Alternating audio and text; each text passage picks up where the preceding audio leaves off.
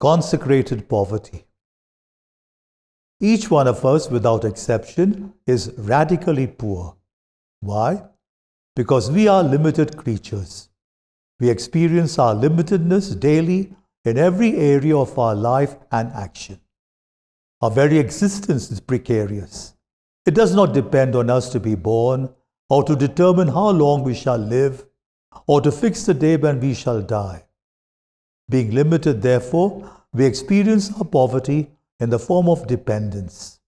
We depend on others. If we live, it is because of others. We need others in order to be born, and we need them to help us grow in our identity and attain maturity. We become what we are because of others. Indeed, dependence is inscribed in the very fiber of our existence. Even Jesus was not exempt from dependence. He depended on Mary in order to be born, on Mary and Joseph to meet his needs as a baby and as an adolescent, and on his parents and his social and religious environment in order to grow in wisdom.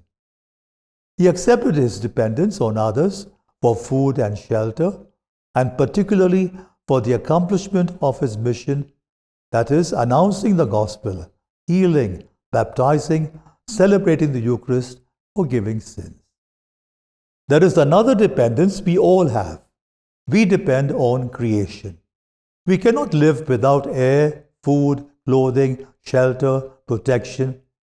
Hence, we have a legitimate desire for these goods, and it is perfectly right to seek them.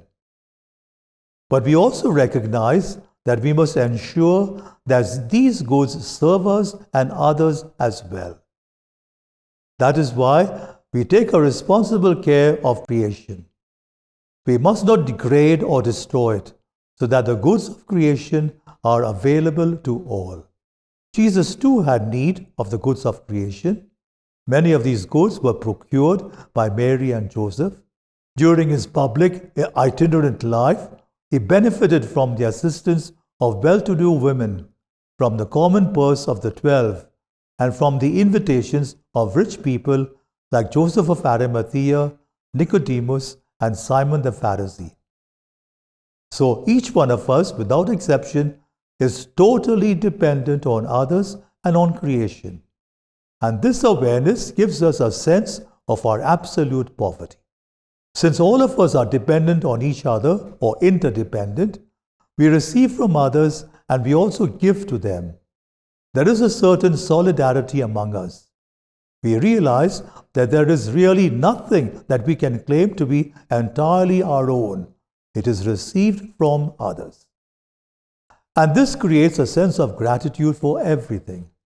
Everything we are and have is a gift, and therefore we live in a permanent state of thanksgiving to the Lord for our life and everything in it, to our community, to our superiors, to our companions, and to so many others on whom we depend for our growth. Also to the society in which we live, to creation as well. And so our poverty leads us to receive from others in simplicity and humility, and to share with others, giving of ourselves and of what we have. Isn't it amazing that it is generally poor people who are more sensitive and open to giving of the little they have? There is greater happiness, Jesus reminds us, in giving than in receiving.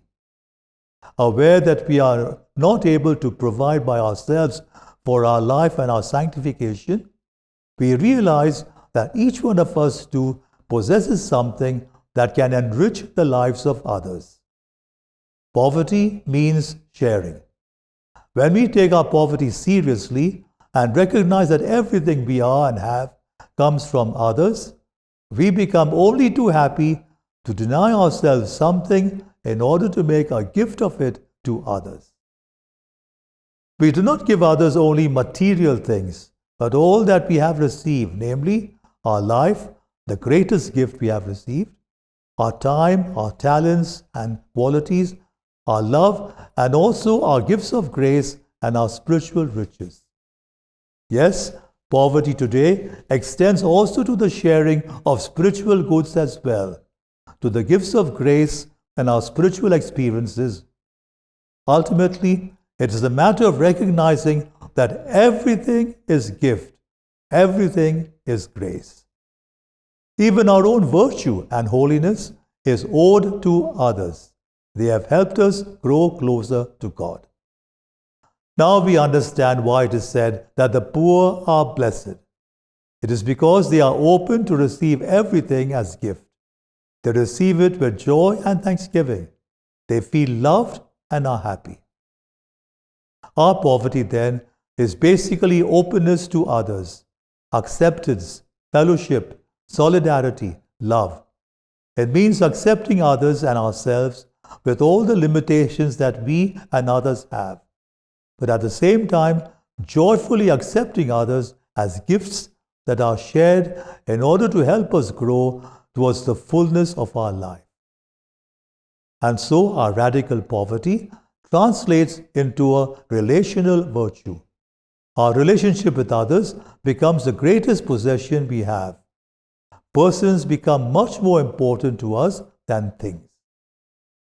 This way, acceptance of our radical poverty creates brotherhood, the acknowledgement of our interdependence for everything, and therefore the need for solidarity and sharing.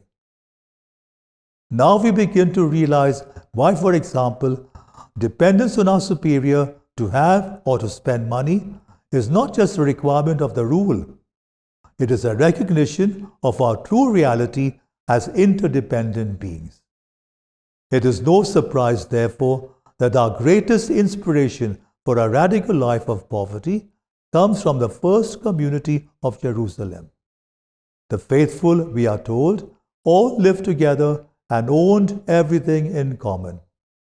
They sold their goods and possessions and shared out the proceeds among themselves, according to what each one needed. They went as a body to the temple every day, but met in their houses for the breaking of the bread.